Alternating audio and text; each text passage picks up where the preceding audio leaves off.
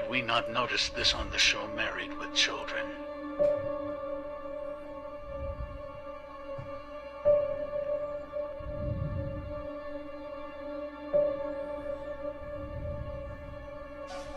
Excuse me. Aren't you Bruce Jenner?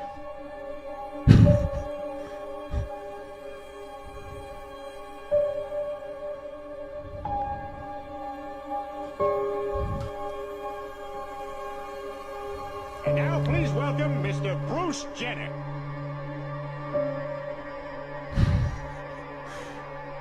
When they go out to dinner, it's all of them. The mom, the kids, and their grandma, Bruce Jenner. You know, it's wacky. I can't believe that came out of Bruce Jenner's vagina. Bruce Jenner is a man. No, Brian. That's what the press would have you believe, but he's not. Bruce Jenner is a woman. Excuse me. Aren't you Bruce Jenner?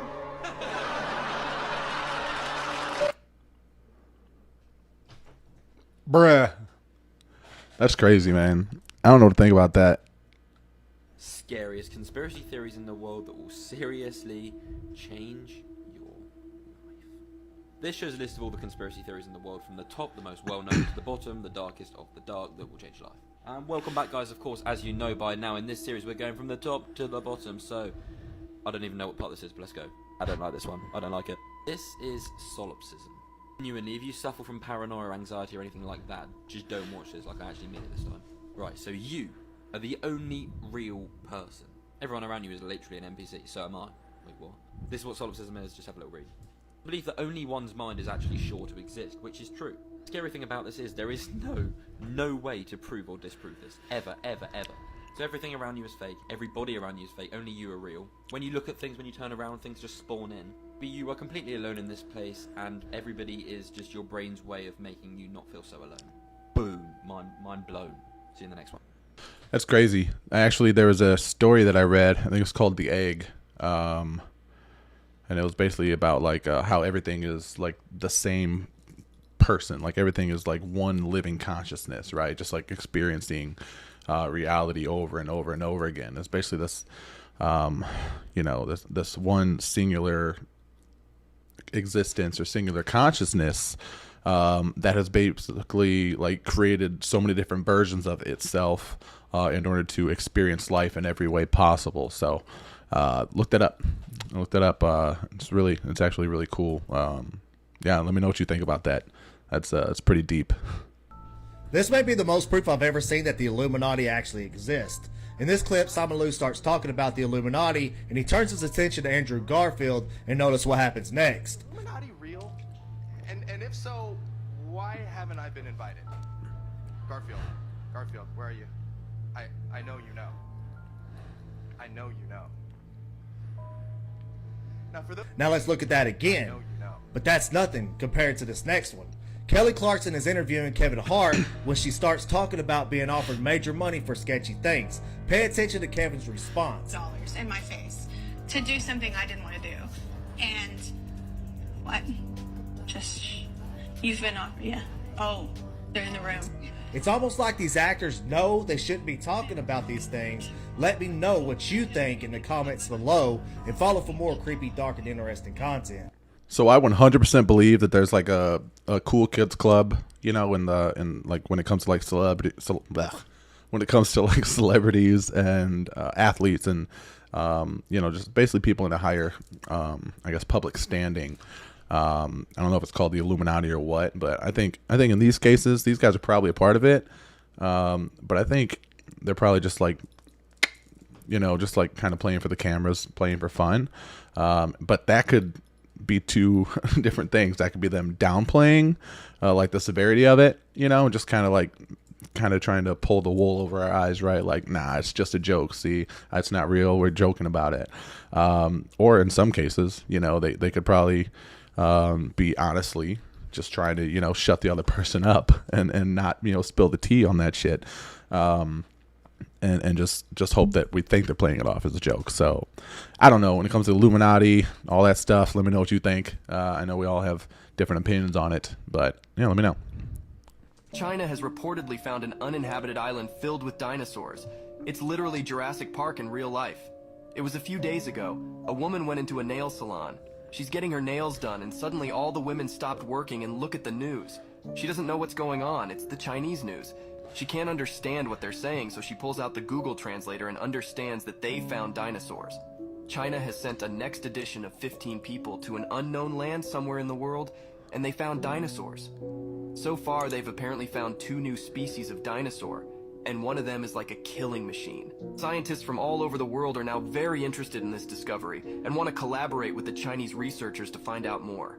People think the Earth is much bigger than it really is. We've been lied to about how the map looks. Japan, for example, recently counted these islands and discovered a total of 7,000 new ones. This dinosaur discovery raises many questions about what we know about planet and the accuracy of our current maps, but that's not all. Yo, I don't know how I feel about the dinosaur stuff. I mean, you know, there are species that have survived, like, alligators, crocodiles, sharks, and things like that. So those could technically be considered dinosaurs.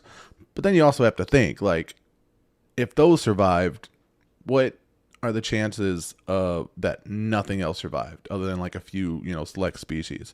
You know, what if there's like a Loch Ness monster at the bottom of the ocean or some shit that just, was able to chill down there long enough, or a fucking Leopleurodon or something, right? So, I don't know. Do you believe in dinosaurs? Do you even believe they're real? You think they exist? Let me know. This is why I say Mexico is extremely haunted, and this TikTok only just proves my theory. The TikTok that I'm about to show you is actually filmed in Monterrey, Mexico, where my family is originally from. I also do a lot of scary stories and scary videos about parts of Mexico, and if you want to check it out, just go on my page. The video that I'm about to show you, a TikToker was recording his friends playing on the swings, having a good time late at night. But if you look at the video, you can see something in the corner of the right side coming in and out. Just watch this video. It gave me the chills.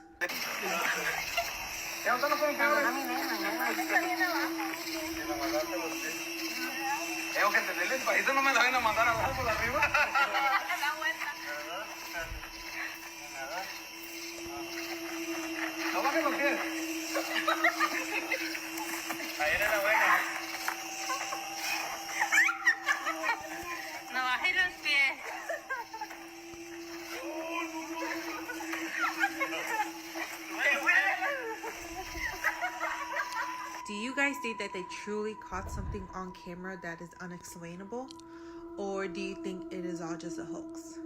Let me know down in the comments below. And if you have a scary story or scary video you want to show me, make sure you send it to me at shinebrightwithstar@gmail.com.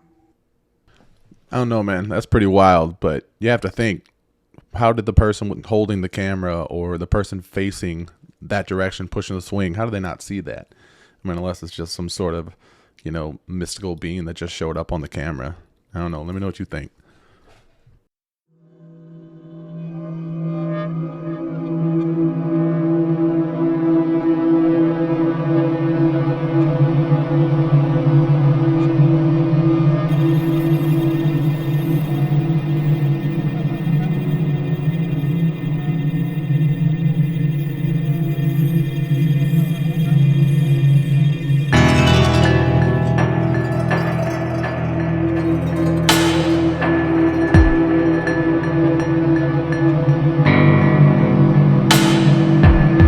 Could have just been pareidolia, like when you see like shapes in the clouds, or Jesus on a piece of toast. I don't know. It could, fuck it though, it could have been a mermaid though. Let me know what you think. Now, here's a scary theory. What if the pyramids are more taller than we actually see?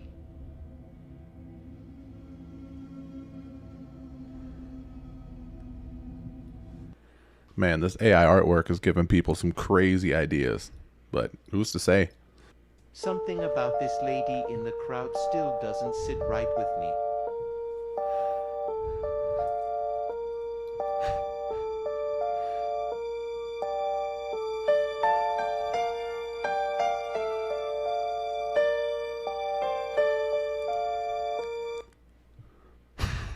Hey guys, just came back from dance class. Michael, what are you doing in my room? Why'd you lock the door? Jesus.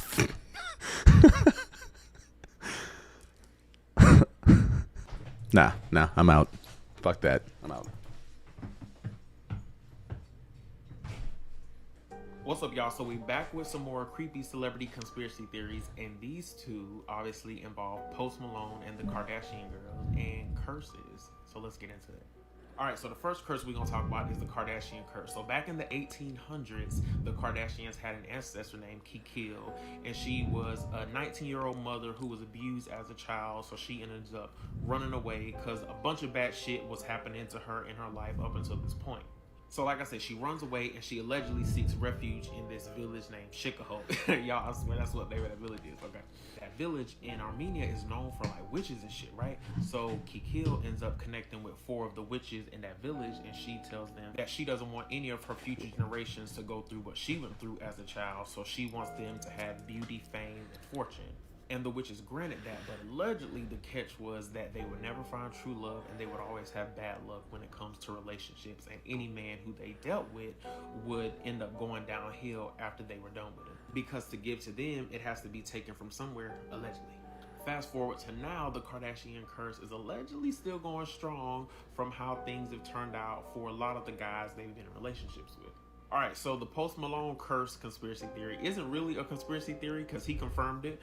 So he was on the show Ghost Hunters with his friend Zach, and they spent the night in Zach's museum in Vegas, which is like a supernatural type museum, kind of like the Conjuring people have in their house. So anyway, Zach touched a Dybbuk box, which was like a box that contained like evil spirits or whatever. While he was touching the box, Post Malone touched his shoulder. So as soon as he touched the box, they both seen like this black figure show up in the room, and they ran out.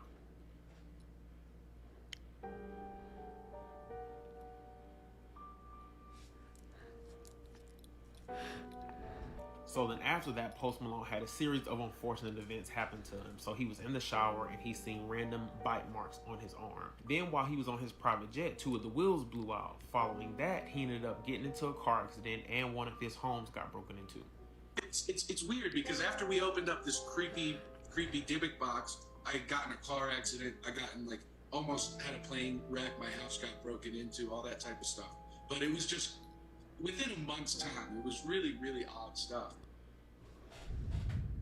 Man, I love conspiracy theories and aliens and shit, but I don't fuck with the paranormal. You miss me with that shit. Is this company trying to free the devil? I know this sounds crazy, but CERN is a company that is heavily funded and claims that their work helps uncover what the universe is made out of and how it works. Basically giving us a better understanding on how the Big Bang happened and how our universe was created.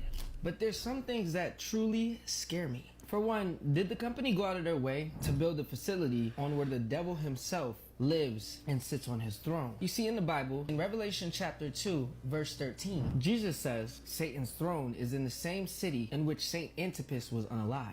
Biblical researchers found that Saint Antipas' life was taken under Emperor Nero in a city called Lyon, which is known today as Geneva, Switzerland. That's exactly where CERN so happened to have built their company's facilities and campus. If you pay attention to CERN's logo, it strangely has 3 6s, and you know exactly what that means. Elon Musk himself calls CERN's technology demonic. Oh, and if that's not weird enough for you, they have a statue on their campus of the god Shiva, which is known as the Destroyer. One night, someone actually filmed a group of people who worked at CERN performing a human sacrifice in front of the campus's Shiva statue.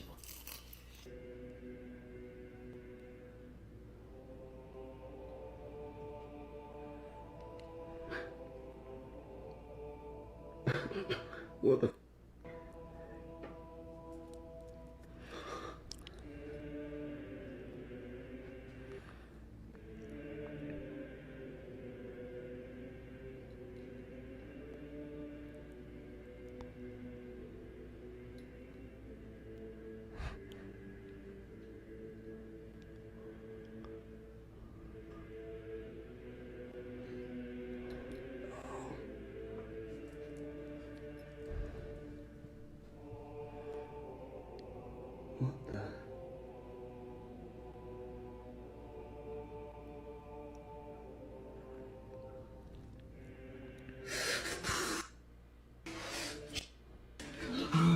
When asked about it in an interview, a spokesperson for CERN said that it was only a prank and that no one was actually harmed.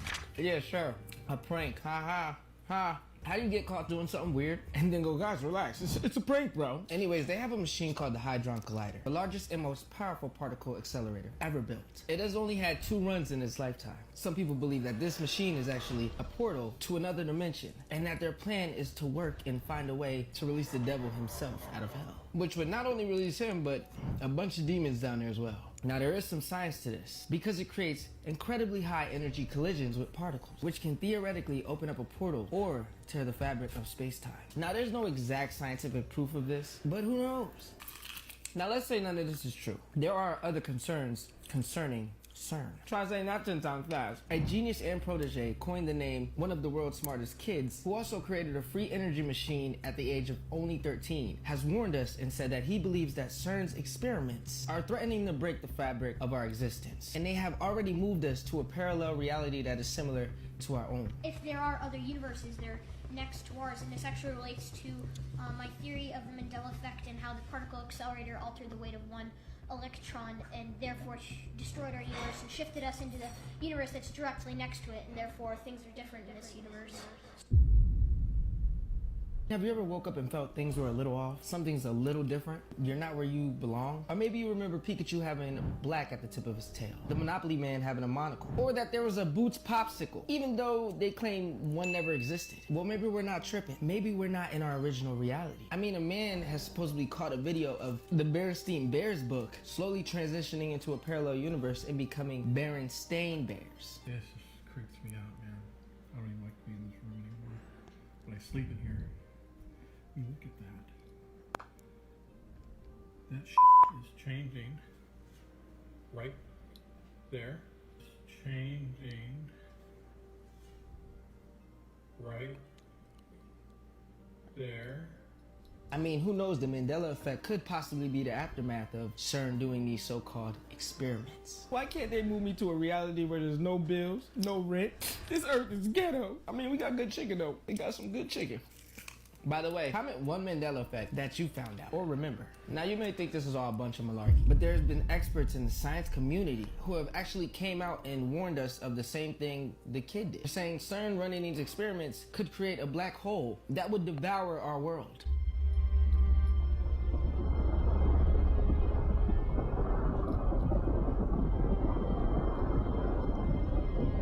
Francis Calligero, a nuclear physicist who was co-winner of a Nobel Peace Prize, published an article titled, "Might a Laboratory Experiment Destroy Planet Earth?" The essay sparked a series of debates that were never ending and lasted years. People all over the world was concerned that CERN might destroy us all. Okay, portals to hell, switching realities, creating black holes. There can't possibly be any more concerns, right? Sadly, there are.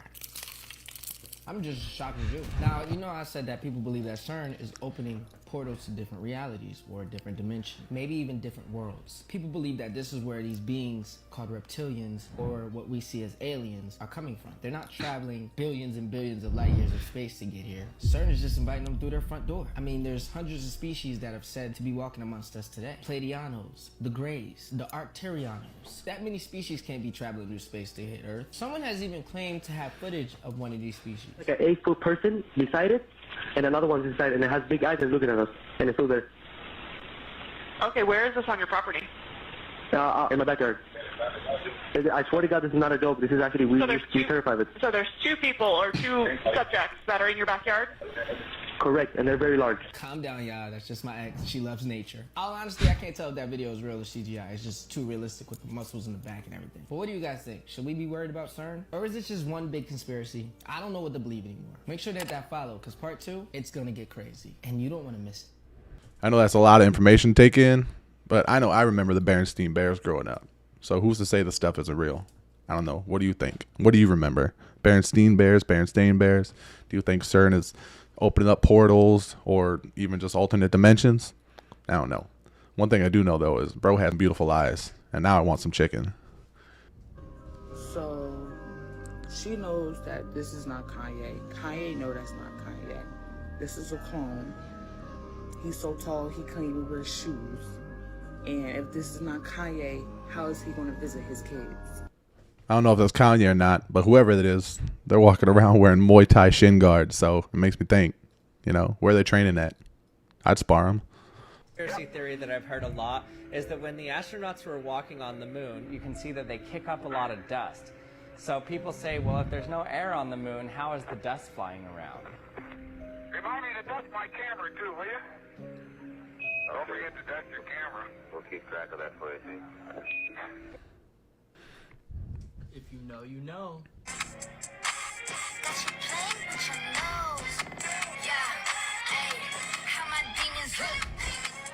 It's just art, right, Doja? Trolling for clicks? Just seems like things have been different ever since her 27th birthday. What about other artists?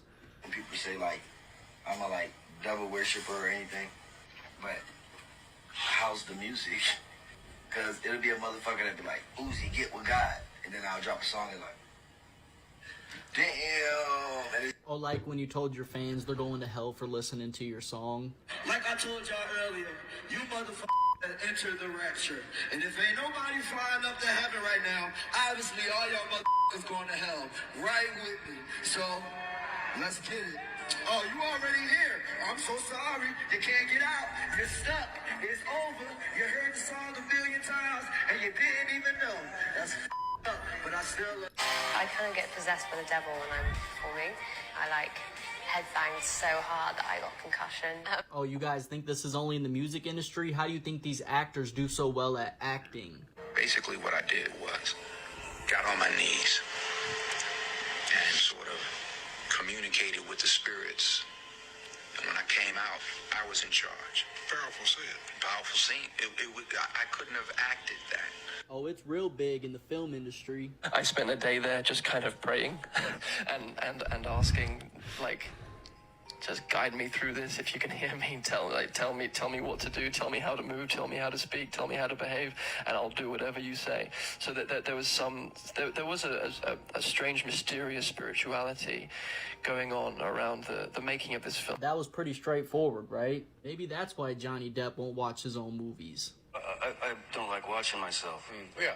I prefer the experience. I mean, making the film is great. Right. The process is all fine, but then he's up there. Right. You know what I mean? It's just method acting, right? Two voices came out of you. Do you remember this? They were simultaneous words, but they were two levels of sound. I was amazed, and you said, "Well, sure. Oh, I'm many different people." Real funny, right? You see, it would be a coincidence or maybe just trolling if only a few artists spoke on this, channeling spirits, but it seems to be all throughout the industry.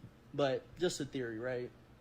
I don't know, man. There's a lot of wild stuff going on in the industry, you know, music industry and stuff like that. I think a lot of it is artwork, probably.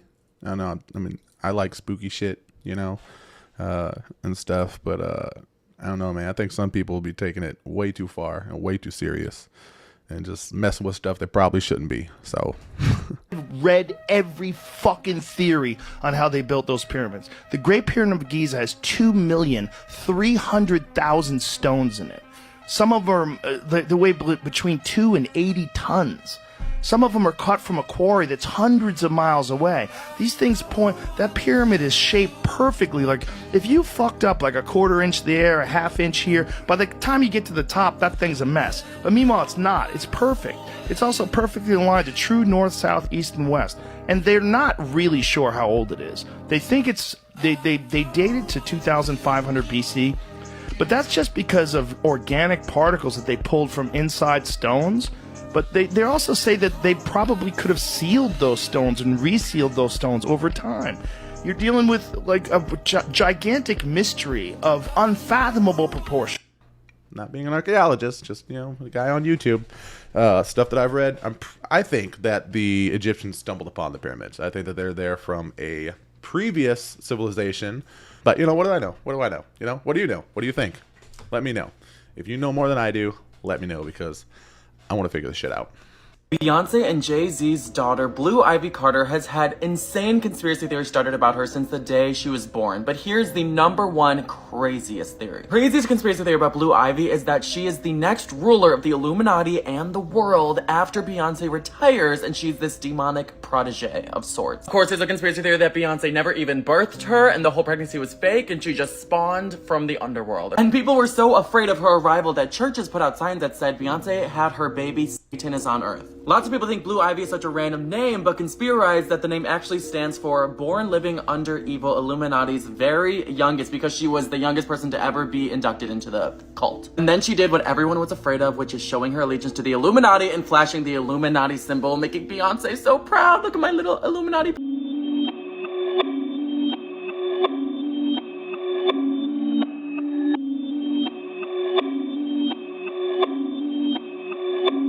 Perfect.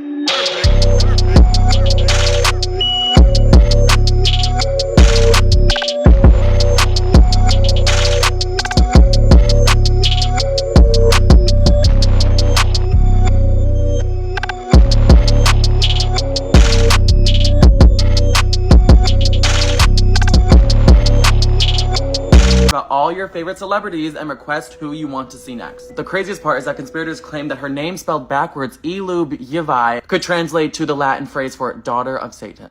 Dude, you could do yoga every day for your entire life and still not be able to stretch as much as that video. Do you know all the scary things that have been happening at the Euphrates River? What's going on there? Okay, so the Euphrates River is actually located in the Middle East, and it's considered one of the longest rivers in the world. But it's actually drying up. Like, it's almost completely dry. But where the river's drying up, they're actually finding caves and different structures that have been under the river this entire time. But it's actually really scary that they're finding this. I don't get what's so scary about that. So what's crazy is the drying up of the Euphrates River is actually written in the Bible. And in the book of Revelation, chapter 9:14 through 9:15, it says, release the 4 angels bound to the great river Euphrates. And then it says the angels were released to kill 1/3 of all mankind. So what you're saying is when the river dries up, it's basically the end of the world. Yeah, and just to put that number in perspective, 1/3 of the world is 2.6 billion people. And it's just super weird that they're finding all these caves under the Euphrates River.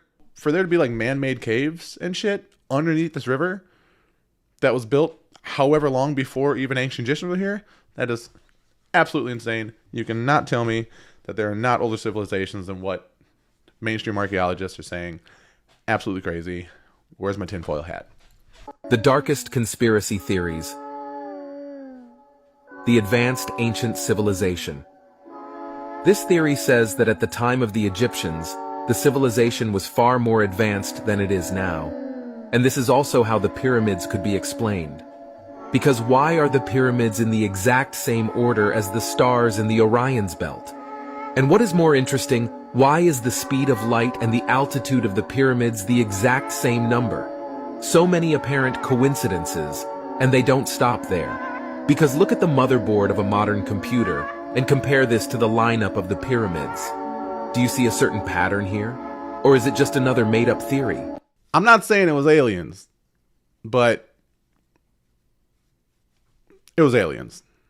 Does anyone want to tell me how in 1927 Universal Studios came up with this picture of the world? When the first picture of the world wasn't available until the 1960s through NASA? Almost 40 years later? How did Universal Studios know that this is what the world looked like? Especially from space, when we hadn't been to space yet. Does anyone know? Anyone want to guess? Maps, maybe? And we had, you know, documented maps. So Morgan Wallen, do you guys know who that is? Yeah. So watch this. This is crazy. So everybody keeps on telling me that if you take Morgan Wallen's vocals and you pitch it up, it's supposed to sound like Miley Cyrus. I'm a little skeptical, but I thought we'd figure it out together.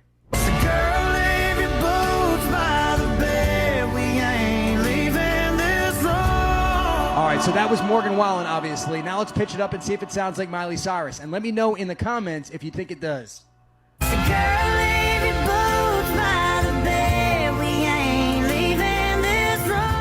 That is Miley. Is that real? Yes, that is literally Miley. Yeah. So is Miley Morgan? Also, I said his name wrong. It's Wallen. Did I say Wallace? Whatever. I mean, I don't listen to country music, but that just sounded like Miley Cyrus, dude. I'm not gonna lie. Zero cap in that statement. That shit was Miley. A lot of Christians will not listen to Taylor Swift anymore. They believe she's crossed a line, she's doing way too much demonic shit. There's a really interesting new crazy conspiracy theory about one of her songs in particular. Craziest conspiracy theory ever about Taylor Swift is that she is the rejuvenated clone of the high priestess of the Church of Satan, Zena Loved. Their lips, nose, eyes look identical. They both happen to have the same fixation of snakes and snake handling. And it's insane because they're both renowned singer-songwriters. Like, that's their main job. Each of them, they have too much in common. Now, in 2023, there's definitely been an uptick in the amount of demonic symbolism in Taylor Swift's music videos and songs. This amazing Christian TikToker, Karu, got millions of likes for saying, "Here's why I don't listen to Taylor Swift anymore as a Christian." His theory that he talks about specifically is about the Willow music video, where there's this string attached to her piano, and anytime someone hears her play music, they get entranced and obsessed with her. They want to be by her. And his whole point was that people get so obsessed with Taylor to the point where they're almost worshiping her like she has their soul or something. In the video, she's on her ritualistic witch ceremony shit. He thinks all those orbs represent people's souls who are obsessed with Taylor. And she follows that string right back to her piano because that's what gets people to be obsessed with her. That's where her power lies. This makes sense because Willow is very demonic coded on tour.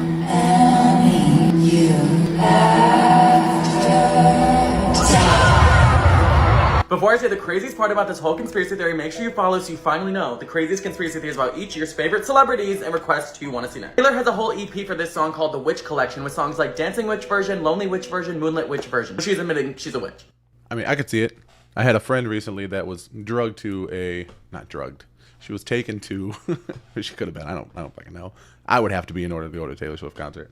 But her friend took her to a Taylor Swift concert, and she said it was fucking, like, just weird how literally, like, tens of thousands of people were just, like, eating out of the palm of her hand. Like, I don't know, man. Celebrity worship is a very strange thing. What is the next tallest thing we built? Stable structure after the pyramids.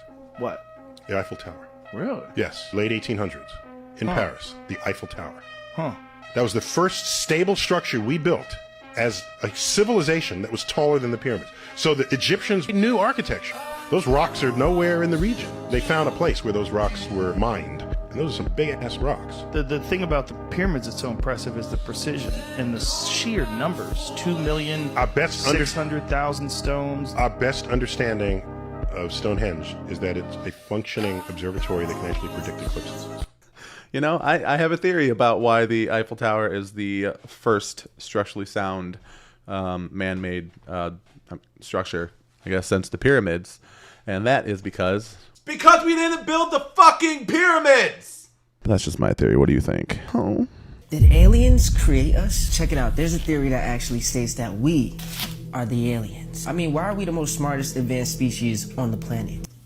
Why is there no equal species? We are the most advanced primates. The theory goes that during 6000 BC, an alien race called the Anunnaki came to Earth. They studied the species and were very interested in primates. Now look, the Anunnaki were very involved in genetic experimentation. They started messing with the DNA of primates and accelerated it, making evolution turn primates into us, Homo sapiens. They did this to leave their mark and carry their bloodline on this planet, creating a new breed of beings gifted with extraordinary intelligence and extraordinary consciousness. And then supposedly as we evolved, they slowly guided humanity, pushing us to what we have become today. And then they did their job and left. But they're always watching us, and that's why we always see UFOs hovering around the sky, never really doing anything but watching us. It's them checking on their creation. Now this is where it gets wild, because in ancient Sumerian text, they described the Anunnaki as beings who could fly with elongated heads and said they were very wise. But what do you guys think? Did we just become from the normal nature of evolution, or were we created? So there's an old archaeologist named Zachariah Stitchin,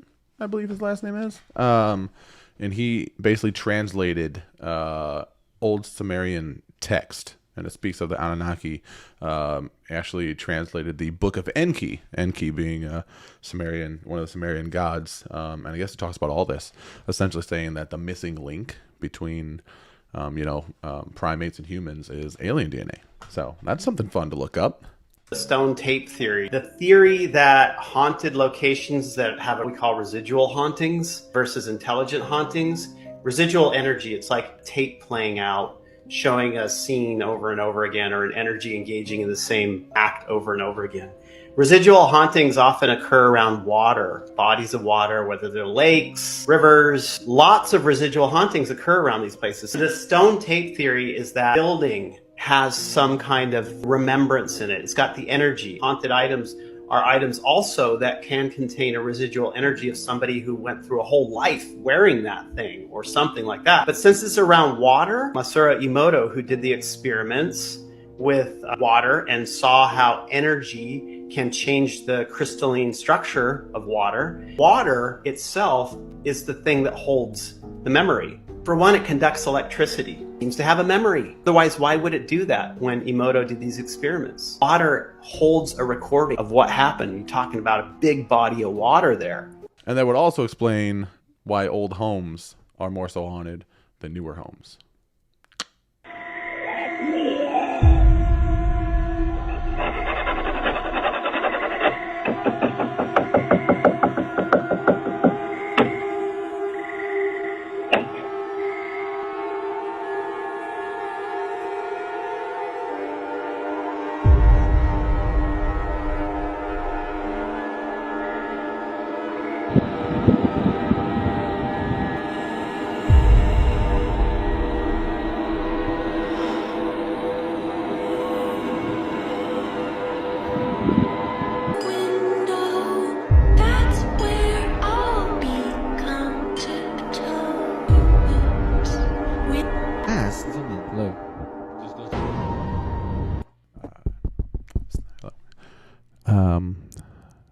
No thank you. I do not fuck with the paranormal. Here's 3 of the best UFO videos you've ever seen, Pooshkis!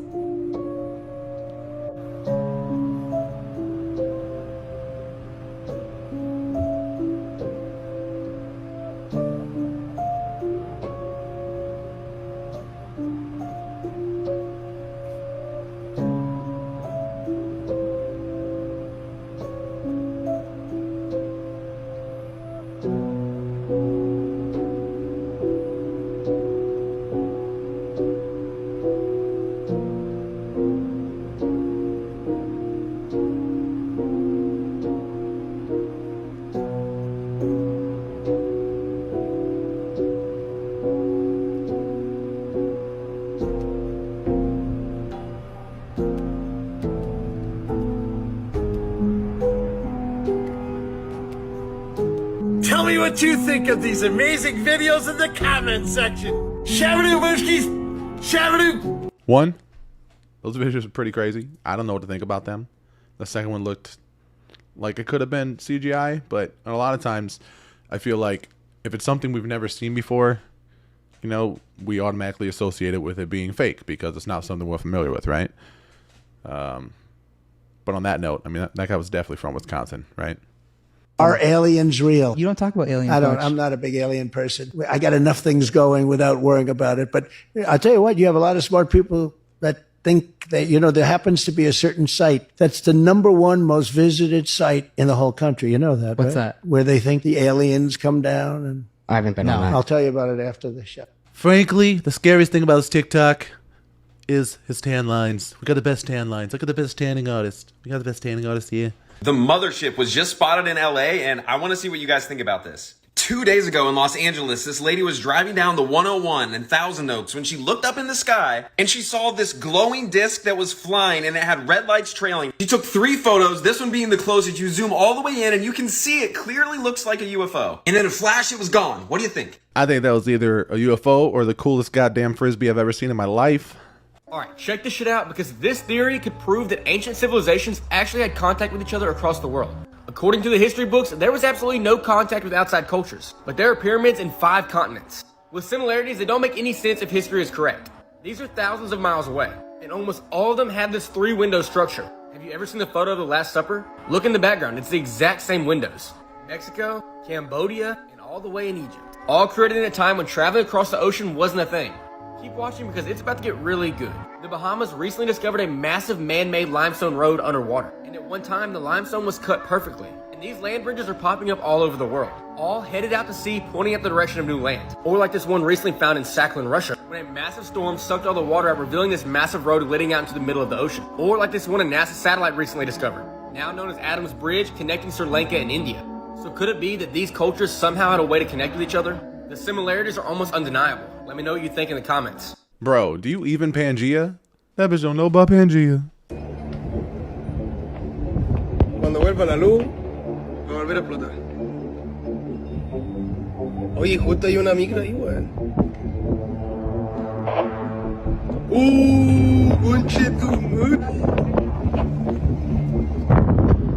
Someone forgot to paint the tree blue. So first it's established that this is an attractive woman. Then there's a struggle, and people like watching struggles. People get like that. And then this is too long. But who has this issue? No one has this issue. Like, there's no purpose for this video other than, I'm not gonna say it, but you know what I'm saying. Like, it's weird. Yeah, I don't understand what was happening in that video myself, but I'm gonna need you to never let your feet look like that again. Thank you. The Leviathan just attacked the U.S. Navy, and the media tried to cover it up. On August 17th, Gary Bethesda, the chief of naval operations, commanded the United States Navy to take one of their aircraft carriers that was stationed off the coast of Florida up to New York. What they encountered on the way up the East Coast, they'll never forget. The aircraft carrier set sail on its 5-day voyage. The first 2 days went smoothly, however. On the third day, a big storm hit that the forecast had not predicted. Lightning and rain began to pour, and the waves were so big even the aircraft carrier was being rocked. The storm was so bad, they lost all connection to the mainland, but they weren't too worried because they believed it would end in a matter of a few hours. However, it didn't. At this point, the storm had been going for at least 5 hours, and it seemed to only be getting worse, and then suddenly something from below them bashed into the aircraft carrier, shaking the formidable vessel. This startled everyone on board. At first, they thought they might have hit a sandbank, but this didn't make sense for they were miles off the coast. Then suddenly, they saw a huge sea serpent leap out of the water. It was at least 400 feet long and circled the carrier. It continued to hit into the carrier until it barely could stay afloat. Luckily, when all hope seemed to be lost, the Leviathan stopped and appeared to lose interest, and descended back into the depths. The aircraft carrier made it to land, and no one died. However, when they told their story, people said they were crazy, and even CNN reported the damage to be from an unprecedented storm, but never once mentioned the creature they had seen. I'm telling you, man, there's way too much shit in the ocean that I do not want to meet. We know so little about it, and there's so much of it. I don't want no part of that shit. A photo has surfaced that a lot of people are claiming is proof that the Roswell UFO incident was real. It's a picture of an alien-type creature, and they claim it was taken in 1947 in Roswell. Never before seen photographs from the 1947 Roswell UFO crash depicting an alleged alien have emerged. The images were presented at an event called Be Witness at the National Auditorium in Mexico City on Tuesday, May the 5th. The topic, of course, is a controversial one, with official bodies such as NASA in the United States never formally recognizing alien life on planet Earth. The pictures were reportedly taken by geologist Bernard A. Ray, and a leading US researcher and writer on the subject of UFOs argued that he believes that the photos are genuine. The analysis of the body or creature that is presented in the image that you've heard suggested that this is not a mummy and not a human, not a mammal, and not a model. Edgar Mitchell, an astronaut who was the 6th person to land on the moon, attended the event and was accompanied by a team of extraterrestrial investigators. They all claim the images are authentic and not doctored. Holy mackerel! What do you think of that one? Holy shit. That's new. Man, it's so crazy to me that this stuff is actually being like covered by like news stations now, right? Like it used to be like taboo. I remember that there's like that weird like leprechaun sighting broadcast like maybe like 10 years ago or something. And it kind of became a meme because somebody drew it and it looked like a stick figure. It was like just a really bad like illustration of what these people thought they saw. There's a bunch of people like looking for a pot of gold and stuff, like super excited about it. So like I know the news like covered that because it was like funny, right? And it got attention and stuff. But this these like coverages of like UFO like bodies that have been recovered and stuff, and obviously like the crafts and stuff being on like news networks like taken seriously, so crazy to me, man. This is not you couldn't have expected this, 5 years ago, even 10 years ago. Whenever Atlantis went down, a lot of them Some of them went to Egypt, the survivors, and to other places. But some of them went underground. And there's an entire cities all throughout. There's all kinds of tunnels and transportation systems that link them all together. Some of the trains and things down there can go 3,000 miles an hour to link the cities together. There's like a sun inside the earth that lights everything. So they have light, they have lakes, they have water, they have everything they need. And there's animals down there that do not exist on the surface of the earth. They have live computers, if you want to say that. This is in my second volume of The Convoluted Universe. It talks about the underground cities. They have computers that we can't even approach that can create and do anything they want.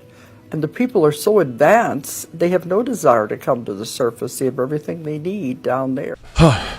Man, the thought of that is, it's nuts, right? And like, not nuts in a way to where like, yeah, it's crazy, you're an insane person, but like just nuts, like to think about like that being true. I've heard of a lot of theories, and I've read and watched different things that talked about, you know, hollow earth or inner earth. I'm not sure if there's really a difference between the two. You can let me know if there is, but of there being like a sun or like a light source, right, inside the earth. And I know we found like caverns and you know, caves that have like entire ecosystems. So it's very possible for things to thrive, you know, underground, without, you know, sunlight and without being on the surface. So it makes you wonder. Underground, completely underground, without having to come up. And there's turn-offs. You need security clearances to get through these turn-offs. They go into other bases. They go into other areas and, you know, secret places, places you can't go. And what do they do there? They do a lot of things. I can tell you one thing. They have 2 sets of elevators. And my security clearance got me down to the main hub, which is as big as Manhattan. I mean, it's as big as Manhattan. It's unbelievable. They have acres of farmland with lights. And Farmland underground. Underground. They run the lights off nuclear. Underground. Yeah, grow food. They have livestock. I mean, everything. Yeah. They have everything. They have bench shafts. They have everything. But the 2 sets of elevators I was telling you about, my clearance, I can only go down to the main hub. Then there was another set of elevators that brought you down further. And a bunch of friends of mine would tell me stories about that. Can you tell us anything about those stories? Yeah, I can tell you what they told me. What they told me is there's actual aliens, greys. Wait. Aliens. What was the word, greys? Greys. And also there's another kind. There's different species that they talk about. There's greys, there's reptilians, all different kinds. A gray is a type of alien. Right. It's not really it's not really an alien. It's a drone. It's not really it's like an organic drone. That's exactly what it is. What does that mean, an organic drone? It's not a living thing. It's in living tissue, but it's a drone. They're not real. So like the Transformers. That's all I can think about when talk about like organic robots. I know it's not the case. It's probably nothing like that. That'd be cool though. That'd be pretty wild. But man, dude, the more I watch this stuff, the more my mind is just like, right? Like, sure, I don't believe everything because you can't believe everything, but you still have to be like open. You have to be open-minded enough to accept the possibility of things, right? And that's what I try to do. So I'll take everything with a grain of salt, but at the same time, I'll also try to be, you know, rational about it, and you know, as logical as I can about things that are out of the realm of possibility based on our current understanding of physics and how the world and the universe works, right? I, like so many others, just want the truth. So let's get right into the dead internet theory. Most of the internet is fake. The simple explanation for the dead internet theory is that the vast majority of the internet is actually generated by artificial intelligence, in conjunction with paid media influencers in order to manufacture consumers for an increasingly wider range of newly normalized products, as well as to dramatically sway public opinion and control the collective attitude or outlook of people or culture. For all of the younger people out there who didn't experience the internet as it used to be, the internet of today is vastly different. Before the advent of the internet-connected cell phone, or the mass adoption of the home computer, before social media even existed, the internet was a place where people came to express passion, hobbies, feelings, and thoughts. It wasn't filtered, or selectively shown to you based on what an algorithm thinks you want to hear. It also wasn't an echo chamber to keep you locked into a website or an app for hours and hours every single day. The internet was a collection of human thought, both right and wrong, and what you found and enjoyed was up to you. It wasn't monetized. The point of it wasn't to get as many clicks as possible or to keep you engaged for as long as possible. It just was. The internet was whatever you made it.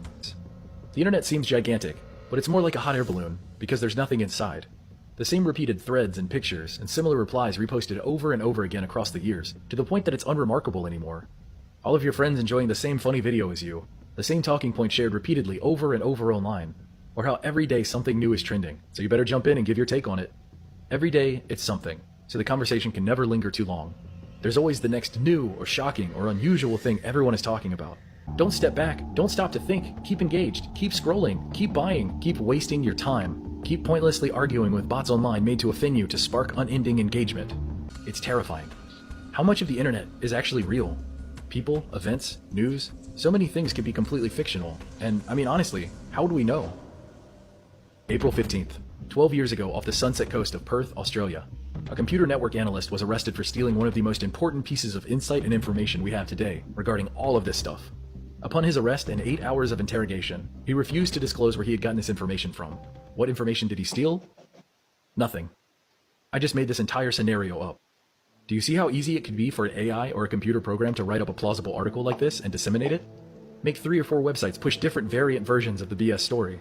Share it to Facebook, Twitter, push it out on Google, and let the unknowing populace read it, believe it, and share it further until a fake story becomes a real story. How long do you think it would take for someone to realize it wasn't real? Things like this have honestly happened many times, and by the time the truth comes out, the internet has a point almost no one cares anymore, and the facts get moved off of search engines and pushed into unfindable parts of the internet. The internet of old is dead. Man, that's true. I was talking to some friends yesterday about how the internet used to be so much different. It was like the Wild West, honestly. I mean, there's good and bad to that, obviously. Like you could literally Google anything. There's a lot of, bad shit that's very easy to find that, interested kids and teenagers like myself and my friends, and literally that whole generation would just like always see. You couldn't avoid it, right? Because the internet was new and that stuff was available. So obviously there's good and bad to like the filters and stuff that the internet has now.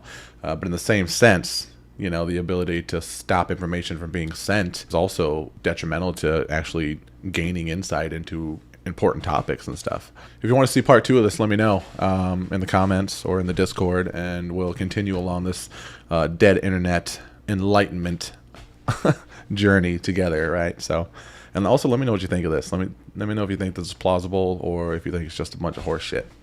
This is one of the creepiest videos on the dark web. This video has been posted on the dark web under the title, The Exclusive Truth of the Dark Web. The name itself says a lot. What are we to understand with this video? And what are these strange things?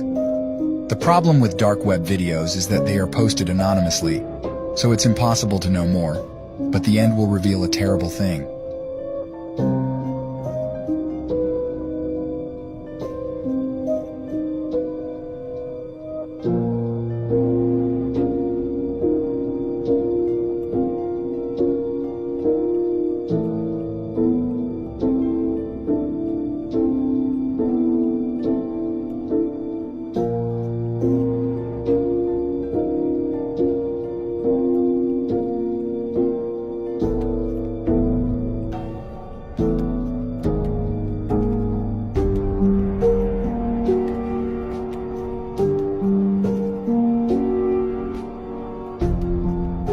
I mean, I'm a little confused about the orca whale at the end there.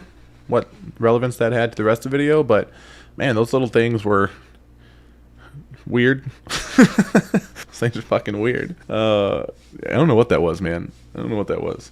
I feel like these dark web videos, I don't know what actually comes from the dark web, and then if it does come from the dark web, like I said, they're all anonymous, so it's hard to, track down anyone or anything for any more information. So who knows, man? This video was published on the dark web with the title, The Dark Web is the One and Only Truth. The name itself is chilling, promising to reveal hidden things. What you're about to see could change what you know. This video takes you to a strange corner of the internet. As the video continues, you have to choose. Follow the revelations of this mysterious video, or turn back the clock to stay in your reality. But beware, exploring the dark web can be risky. Sometimes the truth is disturbing and can shake up what you believe. Proceed with caution. Because once you've seen what's in this video, there's no turning back. You may discover a truth that's hard to ignore, hidden in the shadows of the dark web.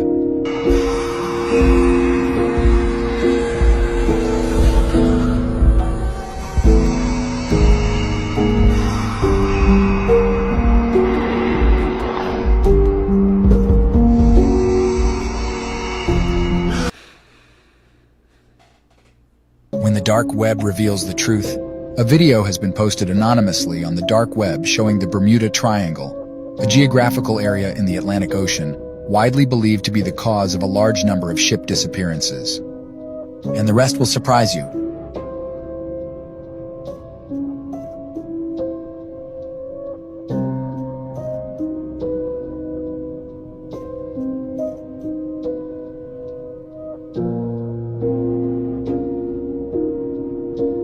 A few years ago, a disturbing video surfaced anonymously on the dark web, revealing a scene of a nature as mysterious as it was terrifying. The disturbing content featured a creature that defied rational explanation, a true demon.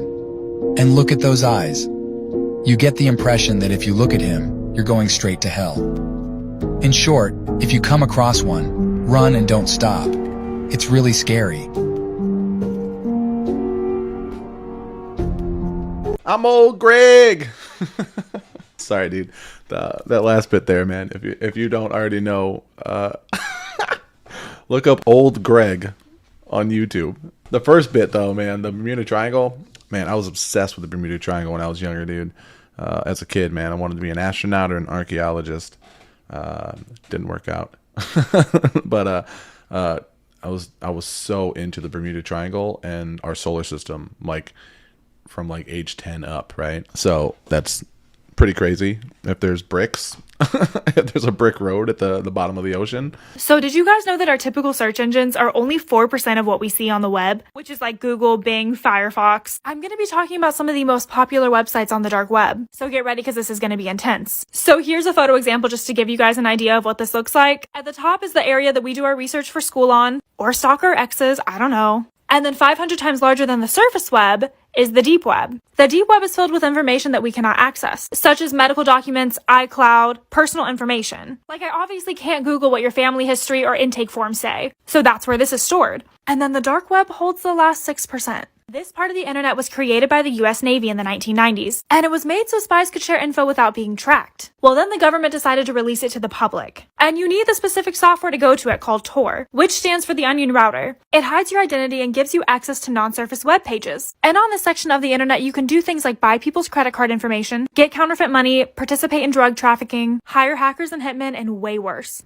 And dude, the craziest thing is like the fact that it was created by the government. I guess the government's like a blanket statement, right? It was created by the government, right?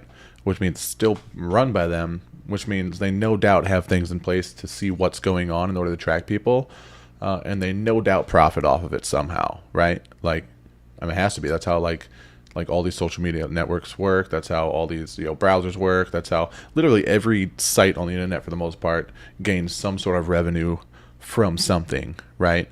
So for that to still be around and for them to be okay with people using it, with the public using it, and them just like giving it to the public, right? Releasing it to the public. I mean, there's got to be a way that they are letting things slide in order to profit from it, right? And only like taking out like the big deals, right, on it. I don't know. I don't know anything about the dark web. I don't fuck with it. So I don't know. Let me know what you think. What's a conspiracy theory that you 1,000% believe in? Okay, so this isn't a fully developed conspiracy yet because I kind of just thought of this today and it kind of was freaking me out a bit. But if you can connect it for me, that'll be great. Please stitch it. So you know how like in dreams, you're told to look at your hands if you think you're dreaming because your dream brain can't formulate hands correctly. And like either they'll be really long or weird or warpy or something. Well, today I was playing around with Wonder, an AI art, thing that they're kind of generating art with computers now. And I was playing around with it. And I told it to generate images of a black woman, Jesus, but it just could not get the hands right. I'll show you the images below. They're beautiful, but I'll show you. So a lot of these hands are like almost, but like you can just know that, well, definitely those are not human hands. But a lot of them, like, that is also not a human hand. I don't know what's on the right. I think it's a hand. That kind of looks similar, but it's not. So yeah, the thought is almost there, but I just don't know how to connect. What is it about dream hands and AI hands that don't go? Yeah, I don't really understand the AI having trouble with hands either. As far as the looking at your hands when dreaming to see if you're dreaming, that's 100% true. I was lucid dreaming a lot for a while there. I was microdosing like 3 months straight, and I was having a lot of lucid dreams during that time. So I was watching and reading a lot of things on how to see if I'm dreaming, because I had some very, very vivid ones where I just wasn't sure. So now when I wake up to like use the restroom or get a glass of water or something in the middle of the night, like I count my fingers when I wake up. It's just kind of become a habit because it snaps you out of it. Anyway, yeah. So let me know your thoughts on the AI aspect of this, and also lucid dreaming. Like, what's the craziest or I guess funnest thing you've done during a lucid dream? According to researchers, the Galactic Federation is comprised of countless species and civilizations. The ones most familiar to humanity are the Andromedans, Arcturians, Sirians, Pleiadians, and Felines. While other councils, alliances, and associations exist to work together on various projects and agendas, which may also include Galactic Federation members, the core members of the Peaceful Inner Circle include these 5. The Galactic Federation includes tens of thousands of different categories. In my work, the Arcturians would be one category as being the midway intelligence between the planetary systems of the third dimension and those of the higher dimensions. Another would be the Andromedans.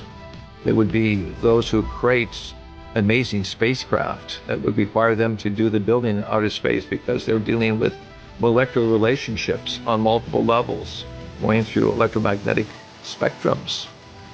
Another, of course, would be the Pleiadians that come from what we would call in the indigenous tradition, the Seven Sisters, or the Planetary Association, of emphasizing the artistic and the holistic realm of creation. Man, who are these researchers and where are they getting this information? I'd really want to know. If you have any information on the Galactic Federation, like where this information comes from, I mean, if it's that secretive, right? And if it's that, like, not talked about, you know, like, where does this stuff come from? I need to know, because I love this whole story, theory, whatever you want to call it. Like, the Galactic Federation is super interesting to me, and I wish that it was real. I hope that it's real, and I hope that someday soon it's, like, revealed and accepted so we can all live, like, you know, harmoniously together in a multi-planet, you know, species, and I know it would just be really cool.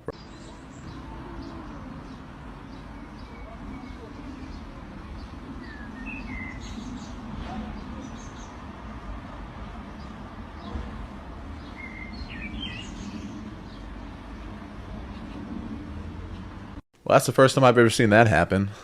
I mean, it's supposed to be exhaust, right? Like water molecules, like vapor.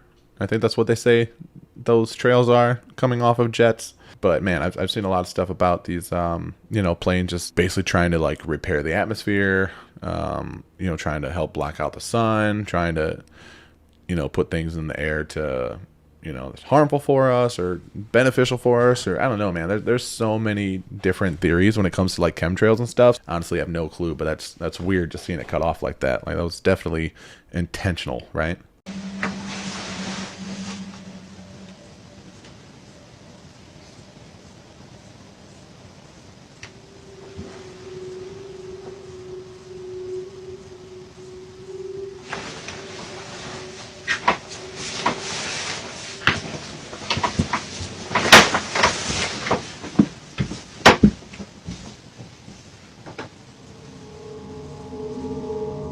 Perhaps thinking that Damien had come home from work early, she waits for him to appear. But seconds pass, and no one is seen. Damien isn't there. Understandably, Crystal was shaken up, but it seems that this incident wasn't as scary to Crystal as the most recent occurrence. It's not known what exactly happened, but it's evident that whatever had just occurred has left the couple no choice but to leave their house. In a recent video, Damien explains the situation.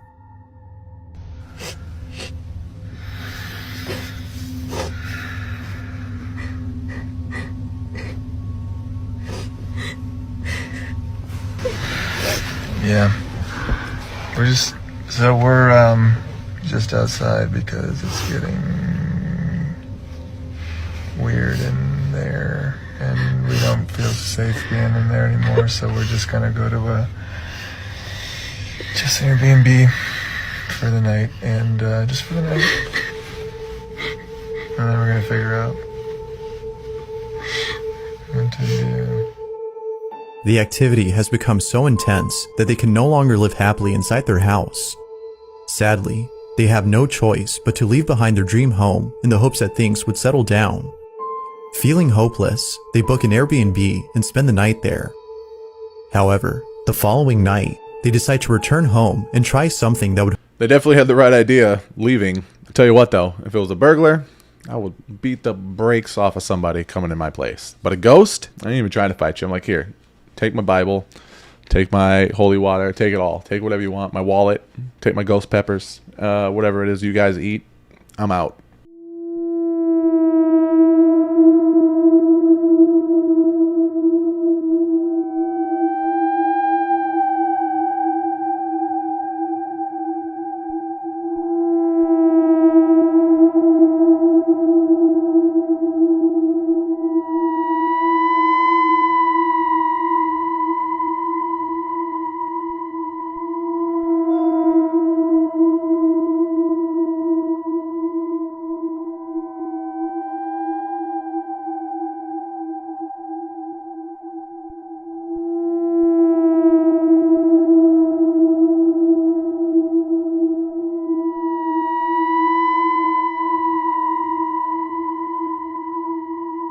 I don't know if I can say this on YouTube, man, but roundhouse the shit out of a low possessed person.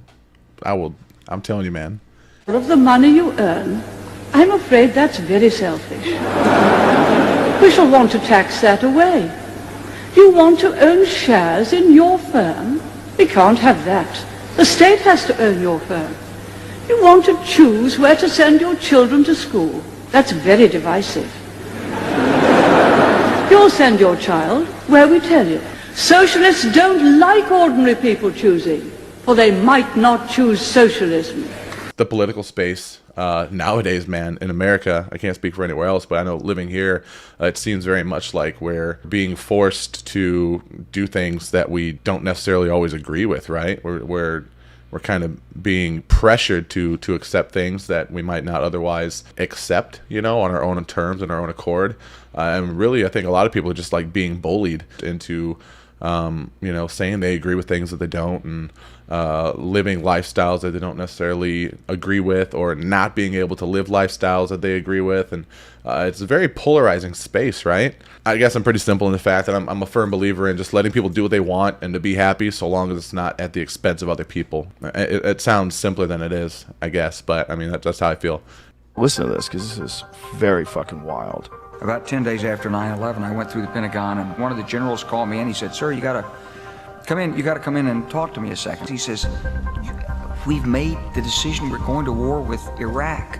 I said, "We're going to war with Iraq? Why?" He said, "I don't know." He said, "I guess it's like we don't know what to do about terrorists, but we got a good military and we can take down governments." So I came back to see him a few weeks later. And by that time, we were bombing in Afghanistan. I said, "Are we still going to war with Iraq?" And he said, "Oh, it's worse than that." He said, "I just got this down from upstairs," meaning the Secretary of Defense office today. And he said, "This is a memo that describes how we're going to take out 7 countries in 5 years, starting with Iraq, and then Syria, Lebanon, Libya, Somalia, Sudan, and finishing off Iran." It's like insane that this was just said. How do they not talk about that every day? I mean, it's not surprising. Really not for me anyway. To get through tough times. When shuttles blow up, it's not always an accident. What do you mean, not an accident? Who is this guy singing? And who am I, a conspiracy fly? Did you know NASA means deceive in Hebrew? I did not. The Denver airport was built by the Illuminati. Peter, shoo that fly out of here. I will, as soon as I find out if he has a banned from the Apple Store podcast I can listen to. I do. It's fly on the wall.buzz/truth. First reconfigure your DNS server, then download a VPN and get the Tor browser. It's too much work. Oh man, how have I not seen that? Holy oh my god, dude. Okay, so check this out. Before humans, according to the Kabbalah, Adam Kadmon, a heavenly human or androgynous cosmic being, if you don't know what androgynous means, it means having male and female characteristics, was created first as a spiritual reflection of the divine creator. So like Adam and Eve was created as a physical reflection of Adam Kadmon. So we know the zodiac chart, or the wheel, is Aries, Taurus, Gemini, Cancer, which is the beginning stage from spring to summer. So you start from the head, which is Aries, the ram, the cerebrum, which is the cerebrum of the brain, the top part of the brain, the bigger part of the brain, and the cerebellum, which is the cerebellum, the lower part of the brain. So when you stand this man up, you have Aries at the top, and then you have Pisces at the feet. You are Adam Kadmon. You are the universe. You are the universe. You are the zodiacal wheel. So Aries, your cerebrum, Taurus, your cerebellum, Gemini twins, both your arms. You have your chest, Cancer, or your breasts. Your heart is Leo. You ever hear the term heart of a lion? Virgo stomach, Libra kidneys, Scorpio reproductive organs. Sagittarius is the hips. Sagittarius is the man on the horse. And hippo means horse because hippopotamus literally means water horse. The knee, Capricorn. Aquarius, Achilles heel, Pisces feet. As above, so below. This is also how the sun goes through the signs. We are representations of everything. So the sun goes from the beginning of the year, January, February, March, April, May, June, July, August, September, October, November, December. But the reality, it's supposed to start Aries. This should be January. This should be the beginning because we're starting in winter. So it should start in March and then end in Pisces. So the ages go from Pisces to Aquarius, and right now we're entering the age of Aquarius. We were in Pisces. So we will be in the age of Capricorn in 2,000 years from now. So 4,000 years ago, we had Adam and Eve, and then we had Abraham and Moses, then we had Jesus, and then now here we are. But what happened before that? So like 10,000 BC, we had the pyramids, and they were made in Egypt, and that's why we have the lion. We have the lion sphinx because it was made in the age of Leo, which was 10,000 BC. And to be honest, this is the type of stuff that they should have been teaching us in school, but they didn't, and they don't. I don't know. That's a lot. Like somebody who doesn't know anything about it, like coming into it, like it's almost intimidating, right? It's almost like I look at that and I'm like, that's fucking, how the hell did you even come up with that? Like part of me is like, that's fucking stupid. That's bullshit. And the other side of me is like, that's fucking intense. This is great. Like I want to learn more, you know, but it's like that weird, like a disconnect there, like misunderstanding. It's like somebody doesn't listen to metal music, they think it all sounds the same, right? Like that's all gibberish to me, as interesting as it is. So yeah, if you have any more information about that to help me get a better understanding, I'm not gonna lie, I don't really feel like researching it, so if you could just summarize it for me in a comment or join the Discord and drop some videos for me to watch, that would be helpful. But yeah, thank you. It's very interesting.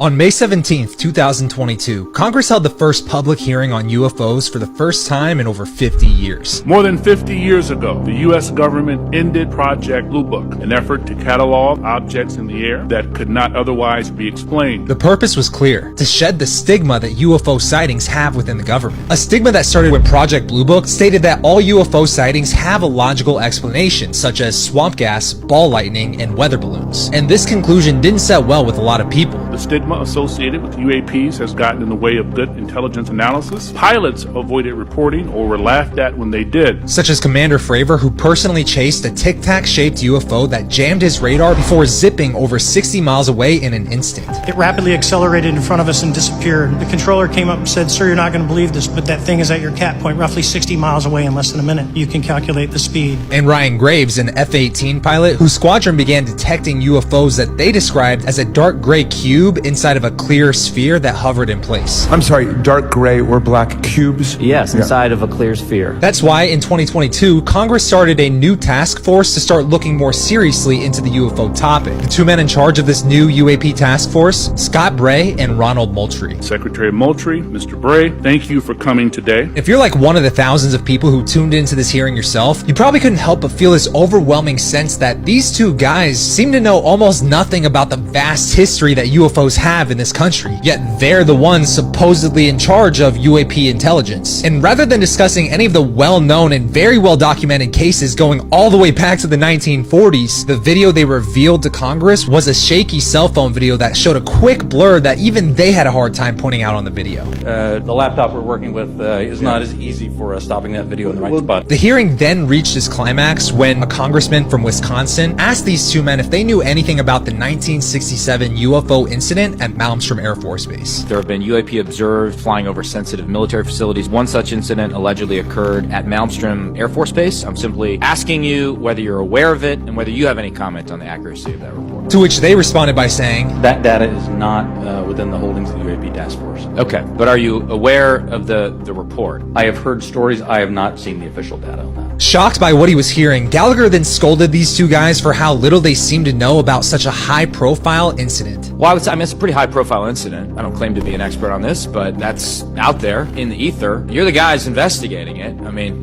who else is doing it? If something was officially brought to our attention, we would look at it. I'm bringing it to your attention. Sure, this is pretty official. And the interaction ended when Moultrie then blamed their lack of knowledge on the case on their lack of resources. There are probably a lot of leads that we would have to follow up on. I don't think we have resources to do that right now. So why was Gallagher so passionate about the Malmstrom Air Force Base incident to begin with? Turns out it's because that incident in particular highlights a clear pattern that started to emerge regarding UFOs. That ever since the end of World War II, which ended with the invention of the nuclear bomb, there's been a clear uptick in flying saucer sightings near nuclear installations. After the detonation of the atomic bombs in Japan, that's when the UFO sightings ramped up. Man, I gotta feel like shit like that where they just like pick random people that like don't know anything about it and like put them in these positions of power, like controlling this whole, task force. They're just fucking with us, dude. They're doing this just to shut us up. They're just like showing us like the shittiest, shakiest stuff that's like hard to prove. Putting these guys like they're probably fucking janitors. They probably just pulled out. They're like, hey, it's like a bullshit promotion, right? We need you to take the lead on this, and just like giving us shitty evidence with these assholes that don't know shit about it and don't care to really solve the issue. Just taking the blunt of the trauma from the backlash of the people that want real answers. Sorry, I'm very passionate today. But let me know if you agree. First of all, understand that if you're a U.S. citizen, you do not own anything. What? If you paid your house off, you don't own it. You have an equitable interest in the property, but you don't own it. Only way you can own anything in America, to actually own it, is with something called allodial title. A-L-L-O-D-I-A-L. Allodial, I think that's the way it's spelled. A-L-L-O-D-I-A-L. Allodial title. Allodial title means God cannot touch it. No one. Because it's absolute owned by you. But if you don't buy your car, your jet plane, your boat, your house, whatever it is, and have an allodial title, then you don't own it. And the authorities can come in and take your home anytime they want. It's interesting. Banks cannot touch anything that has an allodial title. Cannot touch it.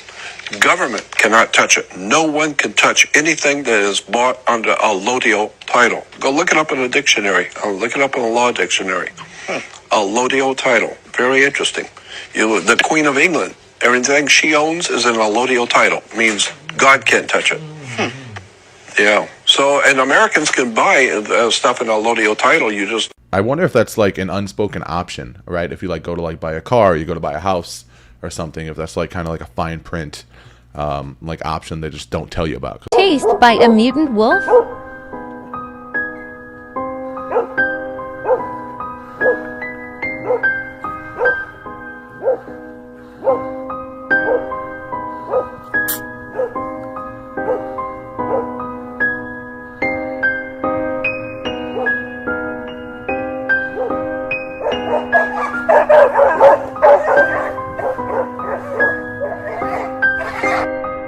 Is it a dire wolf or a normal wolf?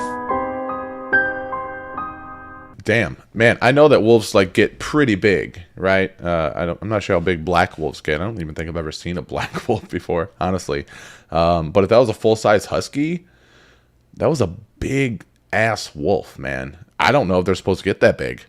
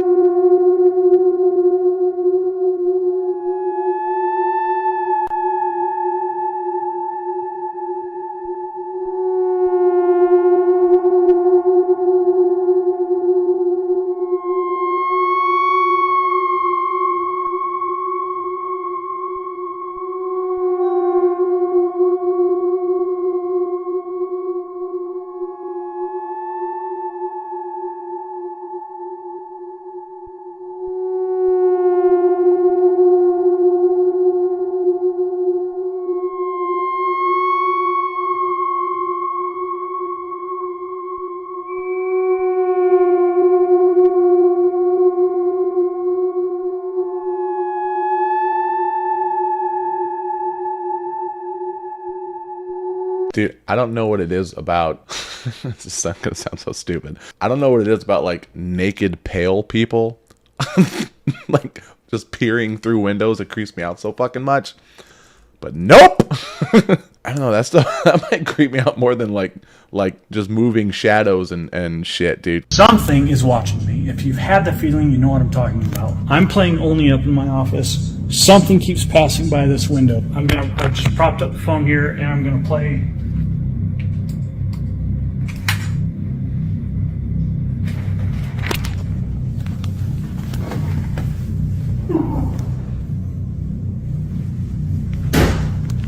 If you're walking by my office, I want you to knock it off. Holy. Is that you making all that noise back there? This thing's always closing doors. You need to get out. Dude. Will you knock it off, please?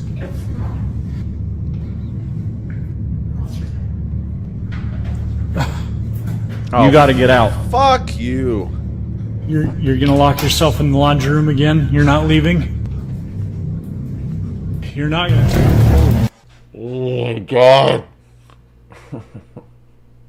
I want to thank you for submitting that video to the Discord. And when I say this, I mean it in the nicest, the kindest, most loving way possible. Fuck you, dude. Oh, how does someone remain so calm in that situation? And he like continues to live there. I just don't understand. There's a slime mold called Physarium polycephalum, and this slime mold is very, very good at navigating through mazes and challenges. Japanese are so clever at this. They designed a nutrient, basically a nutrient-like maze, replicating Tokyo in the Japanese subway system. With all the major cities, the nodes around Tokyo, each of those nodes had a piece of oat on them, which was a source of nutrition, and then they let the slime mold then grow.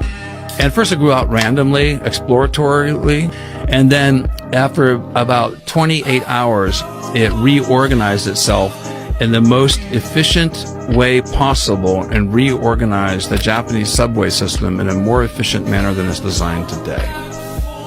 Thus, they said, not me, not Paul Stamets, this is a demonstration of cellular intelligence. Whoa. So this is the tip of the proverbial mycelial iceberg, you know? Bro, I'm gonna have to get some of that slime to teach me how to navigate my relationship.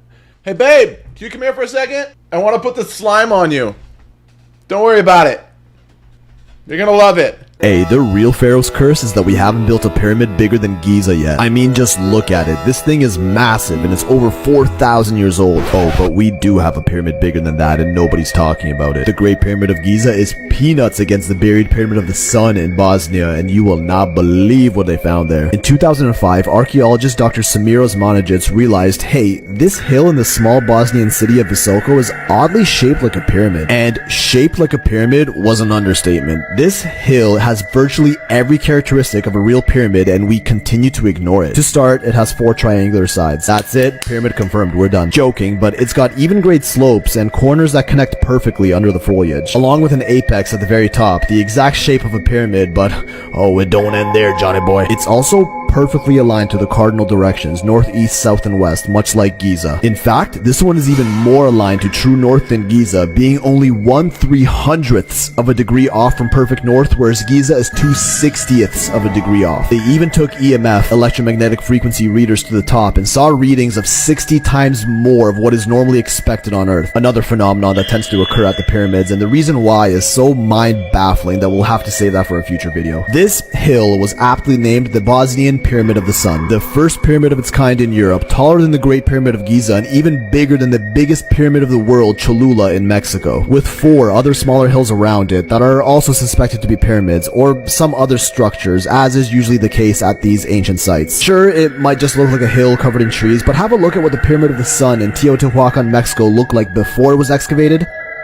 and after. Same with Machu Picchu and after, and Chichen Itza and after. Any ancient site that isn't in a desert is typically covered with overgrowth, and the Bosnian pyramid is looking a lot like that before stage. And just have a look at these drone shots and tell me these formations look natural to you. So Dr. Osmanagic began the excavations, and now get this, radiocarbon analysis taken from the rocks hidden beneath the vegetation revealed that this pyramid would be over 35,000 years old, the oldest pyramid in the world by a long shot, over 30,000 years older than Giza, during a time in which traditional history claims only tribes and cavemen incapable of erecting such monuments roamed the earth, far before any civilizations began to form, or so we think. For reference, here's a timeline of all major ancient civilizations and structures built around the world. And here is where the Bosnian pyramid would stand in that timeline. Excavations also revealed huge blocks of 7 tons each, stacked with geopolymer binding, which is an ancient type of cement, and perfect placement, along with perfectly landscaped terraces and other obvious architectural design, but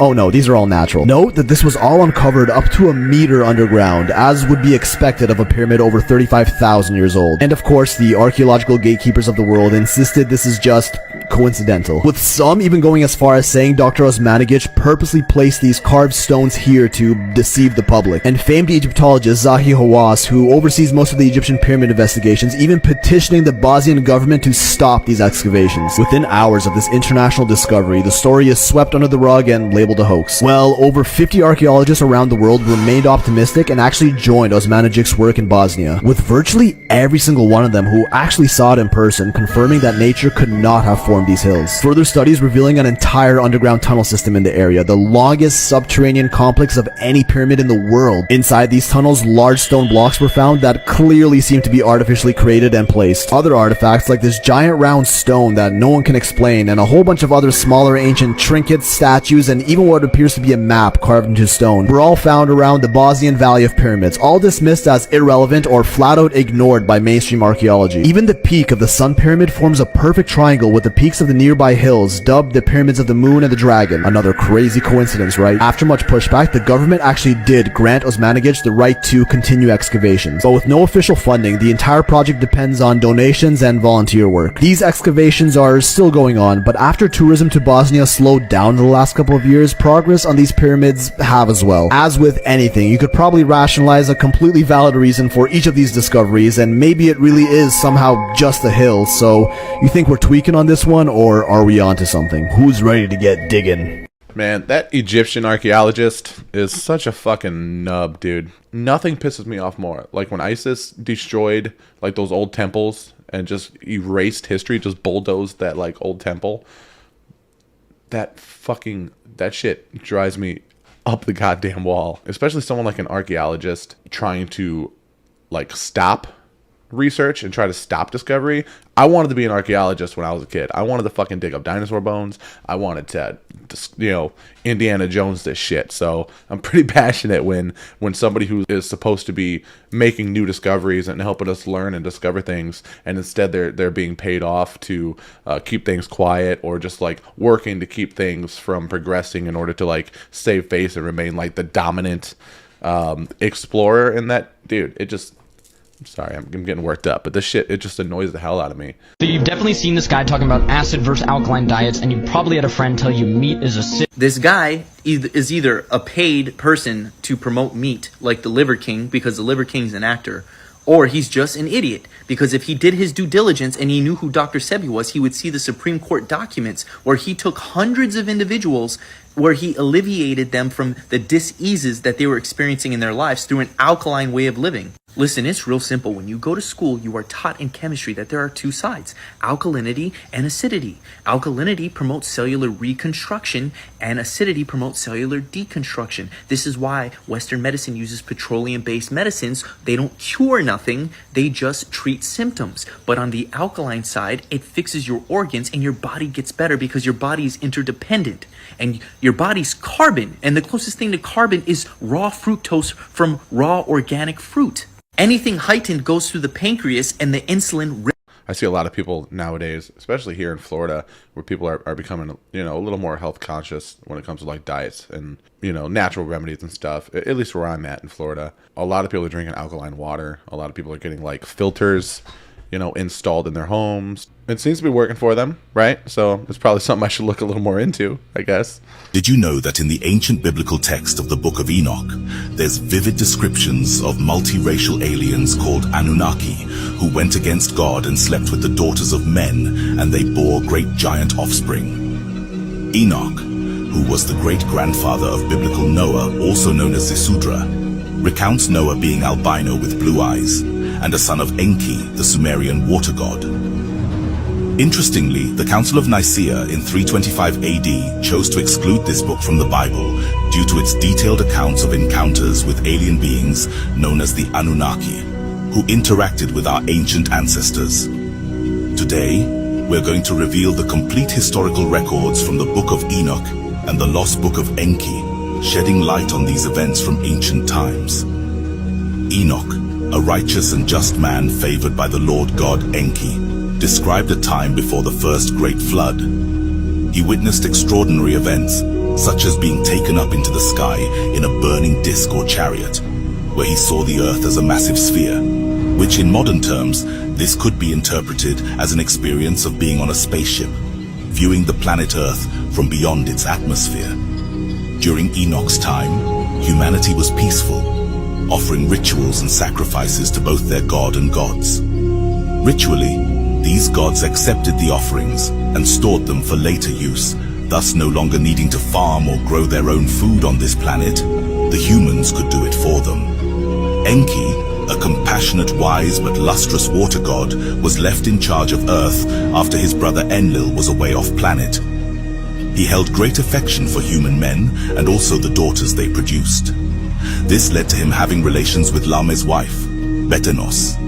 Lamech, the grandson of Enoch, was driven and overjoyed to hear the birth of a son from Betanos.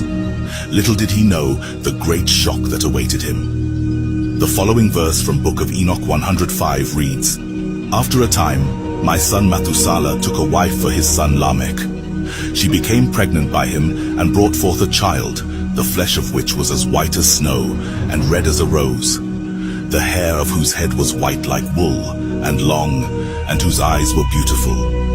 When he opened them, he illuminated all the house like the sun. The whole house abounded with light. And when he was taken from the hand of the midwife, opening also his mouth, he spoke to the Lord of righteousness. Then Lamech his father was afraid of him, and flying away came to his own father Methuselah, and said, I have begotten a son, unlike to other children. He is not human, but resembling the offspring of the angels of heaven, is of a different nature from ours, being altogether unlike to us. Enoch's depiction in this passage reveals that Noah, also known as Zisudra, possessed the distinctive trait of being an albino. He bore striking physical resemblances to some of messengers and deities, commonly referred to as the Anunnaki. This uniqueness set him apart from other humans, as the descendants of Adam had a dark skin complexion during this time. Wait, so does that mean that the Anunnaki are the Nordics? Man, there's just so much, but that's wild. And didn't Methuselah like live to be like 600 years old or something? But yeah, as far as the angels being the Anunnaki and them being like blonde hair, blue eyed and stuff, that would they be? Is that the same? Are they the Nordics, or is that just another like albino race? Help me understand this much. Here are 16 CIA operations that you've probably never heard about. Number 1, Operation Mockingbird. Starting around 1950 and growing on to today, the CIA has been known to utilize the media to spread conspiracies. They would put tons of journalists on payroll and make them manipulate information coming out on CIA operations in other countries, and even just push certain agendas on the American population. Number 2 is going to be Extraordinary Rendition, which was started around 1995 and is a secret program from the CIA for interrogating and torturing. As of right now, we know of at least 136 individuals who were reportedly extraordinarily rendered or secretly detained by the CIA, and at least 54 governments reportedly participated in the CIA's secret detention and extraordinary rendition program. Let me know in the comments if you want a dedicated video on all of these different operations, because within these renditions are some of the most horrific things you'll ever see. This is Gul Rahman, who was mistakenly captured by the CIA operatives back in 2001. Who, due to the bullshit oil war that Bush started and the invasion of Afghanistan, he fled from war to Pakistan. He earned a living for his family selling wood to other Shamshatu camp refugees, and I don't know if I'm pronouncing that right, but in October of 2002, while in Islamabad for a medical checkup, he was abducted in a joint US-Pakistani operation. After nearly 2 decades of investigation, the CIA has finally been held accountable back in 2017 and compensated the family for his death. And rather than going to court and admitting their own truths, because the 2 individuals that tortured him, which by the way, these CIA officers stripped him naked, chained him to the concrete floor, and left him there overnight without blankets, and this is what caused him to freeze to death. After failing repeatedly on trying to get this case thrown out for years, they finally decided to settle the case instead of going to court and exposing all of the truth. Number 3 is going to be enhanced interrogation, that was started essentially and approved by President Bush after 2001 9/11. Of course, these techniques rolled over to what happened in Afghanistan with Gul himself. Both of these operations led to the creation of black sites, which have slowly been being leaked and found due to declassified information because of CIA fuck-ups. And the scariest part is we have no idea how many of these black sites actually exist. But what we do know is because of the declassification of a lot of these documents, we do know that Abu, who is going to be known as the forever prisoner, even though the government was never able to bring any charges on him about saying he was a part of Al-Qaeda after 9/11 took place, meaning he has committed no crime, the CIA went beyond human rights violations. Now, I can't show you these pictures, but he drew many depictions of what the CIA did after they captured essentially an innocent man. And admittedly on tape in front of a hearing, the CIA admits destroying all of the tapes and admits to torturing him. This includes rape, it includes putting him in small confined spaces that known as walling, it includes waterboarding him over 80 different times, and used him directly as a test subject on how to enhancedly torture individuals at these black sites. And despite all of the admitting to lies and documentation of the CIA being massively corrupted, as of 2021, he was still in prison. Number 5 is going to be Operation Ajax, which was a coup d'etat that was started by the CIA because they didn't want Iran to nationalize their oil industry. You see, Iran is vastly rich with oil as a natural resource, and nationalizing this would be a huge threat to the West and their control over the oil industry. Now, even though this was years before the petroleum dollar, what initially took place is in 1953, the CIA started this operation to pretty much allow the Western civilizations, the United States, to come into control over all of the Iranian natural resources and oil. They wanted to overthrow the leader, so that way whoever they put in place would be a Western Western subject or someone that lives up to the United States. Now, this essentially destabilized Iran and led up to 1974 over the next 20 years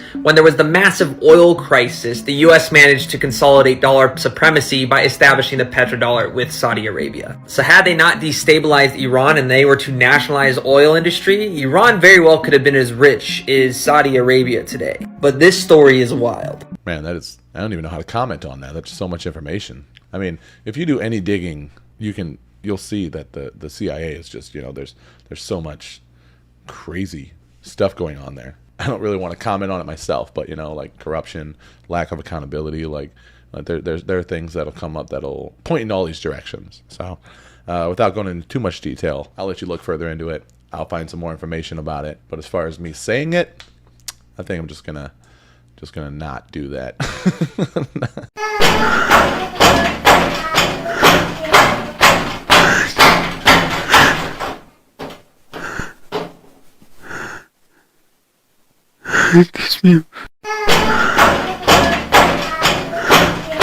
Watch the clown. I just heard knocking from the closet.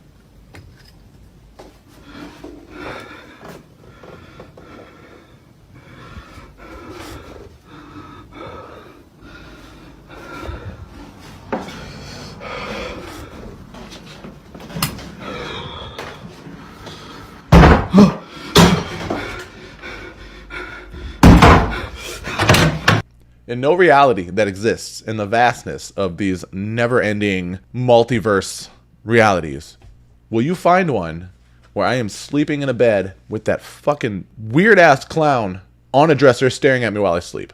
There's no fucking way. Absolutely fucking not. Paranormal or not, I don't fuck with that shit. Whatever that was, I'm not fucking doing it. There's no way. This is why you can't go snooping around. This man claimed to have found a giant, and then the CIA found him. Andrew Dawson filmed this on top of Jasper National Park in Alberta, Canada. He thought there was a giant there. It gained a lot of traction online, so he tried to get closer and find the creature, but in the process he claimed that he was stopped and harassed by the CIA. He stops posting for over a month, then he posts this video. It was really weird. All of the viewers were like, this seems forced. A month and a half later, after no posting, he dies. There's so much evidence about giants existing throughout history. The Smithsonian even tried to cover this up. This is like a whole thing. The government doesn't want us to know that giants are real, but there's so much evidence pointing to that they might be real. It's like they've tried to rewrite history and take giants out of it, but then if you look at historical artifacts and documents, giants are mentioned. They're mentioned in the Bible. They're mentioned in all sorts of different cultures from different places in the world that aren't connected to each other. Everyone believed in giants. If you want me to make a whole video talking about it, let me know, and follow my TikTok, Instagram, and YouTube for more. It really helps when you interact. How did the Egyptians build these pyramids? What if we had 30 to 40 foot giants on this planet? They built the pyramids, but to them they were just like small little rocks. Genesis makes a direct correlation between giants and mankind. But there are also hieroglyphics of giants just physically lifting these stones up. I don't know, I've had this conversation in another video. I don't think the earth is big enough to house like multiple people, hundreds of people, whatever, however many were, thousands that are like the size of mountains, right?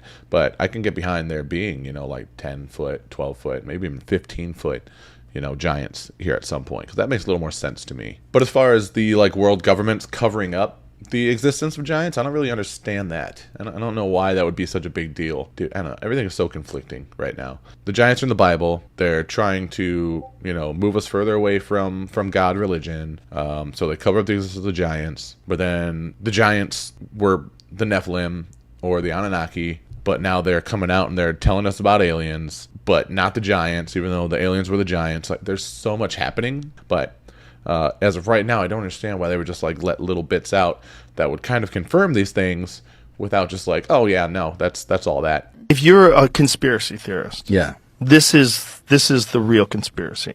The conspiracy is have as many social problems as possible that people get distracted by, that people concentrate on, whether it's a pandemic, whether it's masks, vaccines, pride, trans movement, sponsor drag shows for kids if you want people to get mad and want people to get distracted. Right. Sponsor Let them that. focus on that. Get people to think that it's a good idea to do that and watch the outrage. Get people to think that the oceans are going to be boiling in 5 years. Right. Get people to think that if we don't change it, like that was one of the things that Greta Thunberg said 5 years ago, that we'll all be dead. In 5 years? Well, it's 5 years later, and we're not all dead. So you definitely are wrong, and you're 16. So why are they flying you out to Ukraine? Like, what is going on? Yeah. So there's so many of these fucking social distractions that are in our face all day long about everything. And I feel like sometimes that's what I feel like about Supreme Court rulings. We're going to take away Roe v. Wade. And everybody's like, what the fuck? What? Yeah. What? And that's another one. Yeah. And then that one becomes a thing that people identify as the most important problem that they have to solve. And while all this is going on, money's getting moved around, decisions are getting made. Yeah. And it's a brilliant cover for wild shit. Yeah, because all you have to do ever really is follow the money on anything. Yeah. And you see what's actually happening, and everything else is a distraction to that. Yeah, I mean, that makes perfect sense, right? United we stand, divided we fall. There's strength in numbers. Like, what better way to weaken a society than to turn them against each other, right? To where our focus is on smaller issues, personal issues, which affect us as individuals more because our emotions are raging and we're told to really lean into our emotions rather than look at the world through a lens of logic and rationality, right? Like, we're basically getting patted on the back for letting our emotions run our actions nowadays, which I think is not great. It's not a great idea in any area of life, but that's what we're basically told to do, which is just like supercharging our reactions to these smaller issues while people in the background are just making large moves, big moves while we're distracted. I think it's always been like that. I mean, it's just all propaganda. Everything that we're told is just propaganda to get us to either sway one way into something or away from something or distract us from what's actually happening. Here's a newsworthy story for you. According to the LAPD, a man posing as a U.S. Marshal was taken into custody at an event attended by Democratic presidential candidate Robert F. Kennedy Jr. The man seen here wearing an EMS shirt had 2 shoulder holsters, lots of ammo. He claimed to be a federal agent and to be employed for the event, but he wasn't recognized by the security staff. At the time of posting this video, the man's identity has not yet been made public, and a spokesperson for the LAPD stated that the FBI may end up taking over the investigation. Further details regarding any potential charges are unavailable at this time because he hasn't officially been booked. Mr. Kennedy took to social media thanking the LAPD for their quick response. He also thanked the security company that he hired after his early request for a Secret Service detail was denied by the Secretary of Homeland Security, Alejandro Mayorkas. In his post, RFK Jr. also stated the following: "I am the first presidential candidate in history to whom the White House has denied a request for protection. Although they've made exceptions in the past, presidential candidates are typically not provided security until 120 days before the election." So I haven't really followed any of this much. I don't know much about RFK Jr., but I do know that he's making waves. I don't know what to think about this. I've seen a couple things saying, he's the plant, not RFK. I mean, maybe that too. When I'm talking about this guy who attempted this and posed as a federal agent. I don't know, man. I don't know what's going on. All this is crazy. Interesting facts that you may not know. Crazy theories that make you skeptical about life. Everyone you've ever known knows and will know is you. That is the egg hypothesis. This theory comes from a short story of the same name in which there are 2 main groups, you and a god. In the story, you die in a car accident and after your death. Face to face with God, God tells you that you will be reincarnated, but not to the future, but you will be reincarnated into the past as a Chinese girl. In the 5th century, God also said that each time you die in each life, you will continue to be forwarded to different times and places in the timeline until a point in time where you will be lived the lives of all the humans that have ever existed on Earth. And when you are done living all your lives, all your beings will merge and become one God, all in all hypothetical. This theory holds that the universe exists as an egg for you to live within, and lives will help you to grow and grow until one day, when you have completed all your lives, you will hatch from the egg and grow. Become God. God damn, I love that story. Man, that's such a cool story, such a cool theory. It makes me think though, like, if a God created you to do that, to learn all that and become a God, does that mean that there's multiple gods in this like story of this theory? I don't remember exactly. I know I read the story a long time ago. Or was it that the God that created you was also you, and he was explaining it to a version of himself that was helping him experience everything? The manner in which these celebrities get initiated into the Illuminati is so obvious, it's right in front of your face. Throughout the years, people have noticed high-profile celebrities suddenly stepping out with a black eye out of nowhere, with no good explanation for it or a goofy explanation for it. These are people with very high security who are put in no danger situations ever. Politicians, religious leaders, the Pope, the President, the biggest stars in the world. This is all a part of the conspiracy theory called the Black Eye Club, where these black eyes are part of the initiation ritual for them to join the evil Illuminati. And as the saying goes, the eyes are the window to the soul, so if you wanted to take someone's soul, it would be through their eyes. So in this ritual called soul scalping, these famous people's souls are violently taken from their bodies through their eyes in some manner that leaves them bruised. And have you noticed of all these celebrities, they're all coincidentally bruised only on their left eye? Which could be a reference to the left eye of Horus, which is a symbol frequently flashed in pop culture. And have you ever noticed that all these Illuminati hand symbols are over their eyes? I'm going to tell you which celebrity just stepped out with a black eye, but before I do, make sure you follow so you finally know the craziest conspiracy theories about each of these celebrities and request who you want to see next. Doja Cat just stepped out with a black eye multiple times. Around the same time, there are rumors of her joining the Illuminati and having an Eyes Wide Shut themed birthday party. She claimed the black eye was just makeup to help her achieve a more creepy aesthetic. And everyone at that party had to wear an eye covering that day, so maybe Doja adding makeup to hers was hiding it in plain sight. Okay, so I just want to let you know, since the start of this channel, I've had a few people make comments saying I'm like planted opposition, right? Like I'm like I was put here to deny things or accept other things. Dude, I'm just a dude who likes these videos that decided to record myself watching them, right? That's really all this is, man. But on that note, I do train mixed martial arts, and I am right-handed, which means my lead hand and my lead side is my left.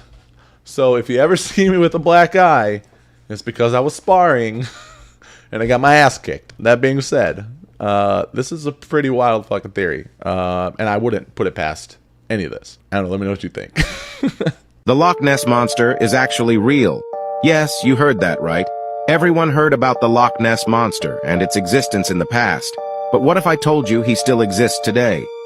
In 2022, a man named Jamarcus Dorothy decided to embark on a mission to discover the truth about the existence of the Loch Ness Monster. He rented a large boat and loaded it with equipment to survive for 2 months in the sea. From there, Jamarcus explored for weeks without seeing anything. However, after 36 days of sailing, he spotted what appeared to be a giant monster in the water. As he approached, he realized just how large that monster was and came to the conclusion that what he saw was the Loch Ness Monster. Jamarcus then decided to record the moment and posted the video online when he came home. The video was soon taken down, and Jamarcus Dorothy was reported missing by his relative. Luckily, some people managed to save the video. Subscribe and send to a friend for part 2 to see the footage. I always thought the Loch Ness Monster was a dinosaur. You know, I think that because that's my mom used to tell me growing up. My mom is also very into conspiracy theories. Hi, Mom. I mean, that was kind of always the hypothesis, right? Back then, there wasn't like, you know, before the internet was a thing, like there wasn't a lot of information about any of this, right? It was just like certain things like the Bermuda Triangle, like things that were in the tabloids, you know, Bermuda Triangle, Loch Ness Monster, Bigfoot, not much else, right, outside of all that stuff. So when we would discuss these, we would rationalize them based off information we had, like Loch Ness Monster, oh, it's probably just a dinosaur that survived, right? Oh, Bigfoot is probably a primate that, you know, maybe just didn't evolve all the way into a human. So we used to talk about stuff all the time growing up, but now that we have all this information, you know, on the internet and stuff, we can kind of like stretch out our theories, right? We have a lot more that we can incorporate into these theories to try to figure this stuff out. Loch Ness Monster, Dinosaur, still. The argument for algorithms is that it helps us find what we want to see and caters to our likes and dislikes. That doesn't sound so bad, right? But I don't buy that for a second. Because for years and years, the argument was that different algorithms for different people don't exist. It isn't real. What are you talking about? Well, years later, with overwhelming evidence to prove that algorithms do exist, now it's widely accepted as a real thing and spun as a positive. But that isn't necessarily true either. The algorithm is there to keep you engaged and hooked on websites and apps for longer, to accurately collect your likes and dislikes, and do whatever it takes to keep your eyes glued to the screen and your wallet spending money. If you linger too long on a certain thread or a video, the algorithm will recommend more like it. If you argue online, the algorithm will find and create more incendiary posts to rile you up and keep you engaged. Look at Facebook. It's a well of content thrown at you just to rile you up and support your pre-existing beliefs. Are you mad about this? Well, here's more stuff to get mad about. Are you worried about this? Well, here are more things to worry about. So how much of the internet is fake? Studies suggest that less than 60% of web traffic is human. That's right, 60%. According to researchers, some years, a healthy majority of them are mostly bots. For a period of time in 2013, the New York Times reported that half of YouTube traffic was bots masquerading as people, a portion so high that employees feared an inflection point would happen, meaning YouTube systems for detecting fraudulent traffic would begin to regard bot traffic as real and human traffic as fake. They even have a name for this hypothetical event. It's called the inversion. Remember, this was all the way back in 2013. So it's not a stretch in the slightest to assume that the threshold of bot traffic has been met and surpassed, meaning that the internet is, for the most part, filled with non-living voices. But let's get even deeper and more disturbing. DARPA, the Defense Advanced Research Projects Agency, is a research and development agency of the United States Department of Defense, and is responsible for the development of emerging technologies for use by the military. DARPA had a program called LifeLog, and its goal was exactly that, to log one's entire life. LifeLog aimed to compile a massive electronic database of every activity and relationship a person engages in. This was to include credit card purchases, websites visited, the content of telephone calls and emails sent and received, instant messages sent and received, books and magazines read, television viewing habits and radio selections. The point of collecting all of this data on everyone was to identify preferences, plans, goals, and markers of intentionality. Another of DARPA's goals for LifeLog had a predictive function. It sought to infer the user's routines, habits, and relationships with other people, organizations, places, and objects, and to exploit these patterns to ease its task. Sounds absolutely terrifying, correct? Well, lucky for us, it was shut down February 4th, 2004 over criticism from civil libertarians concerning the privacy implications of such a system. Interestingly though, on that exact same day, February 4th, 2004, a small and little known website at the time launched called Facebook. No, I'm not joking, not in the slightest. The exact same day that they shut down LifeLog, Facebook started. Lucky for us though, back in 2020, on Twitter, the official DARPA account came out to reassure people that LifeLog and Facebook have absolutely nothing to do with each other. Even though certain employees of LifeLog went to work at Facebook, it's nothing to worry about. Right. All right, I'm just going to come out and say that in these kind of situations, there's no such thing as a coincidence. I think that we've reached that point to where we can say things like that. There's no fucking way that was a coincidence, right? Let me know what you think. Did the real-life Men in Black actually get Dan Aykroyd's show on UFOs canceled? Check this out. In 2002, Dan Aykroyd was filming a brand new UFO show called Out There for the Sci-Fi Channel when he went outside to have a cigarette break and to answer a phone call, but at that very moment, something very strange happened. So according to Dan, he went outside to smoke a cigarette and answer a phone call when he noticed a big black car roll up with two guys inside of it all in black. He was still on the phone when he saw that one of the guys got out of the car and was glaring at him. He looked away for 1 second, and when Dan looked back, not only was the man in black gone, but the entire car was gone as well. Now this all happened only in a matter of seconds, and there's no way that car would have disappeared that fast out of his line of sight without Dan seeing it at some point. Now here's the creepy part. According to Dan, it was only hours later where he found out his show was being canceled and they had to stop filming immediately. So what do you think? Was the famous Ghostbuster actually silenced by the real Men in Black? Hey, the truth is out there. Well, that's disappointing, because I love Dan Aykroyd. He's awesome. I love the Ghostbusters, and that show sounds like it probably would have been awesome, dude. I've listened to a lot of stories of Dan Aykroyd. Like, I guess his dad was like a ghost hunter or something. Or his grandpa. I'm definitely butchering this information. I'll correct it later, or you can look it up. But I just know like his family has been like involved in like paranormal and conspiracy theories. Like, I'm pretty sure his whole life. So he's super informed, right, on it. He's very knowledgeable. So that show probably would have been amazing. That's very unfortunate that it got canceled.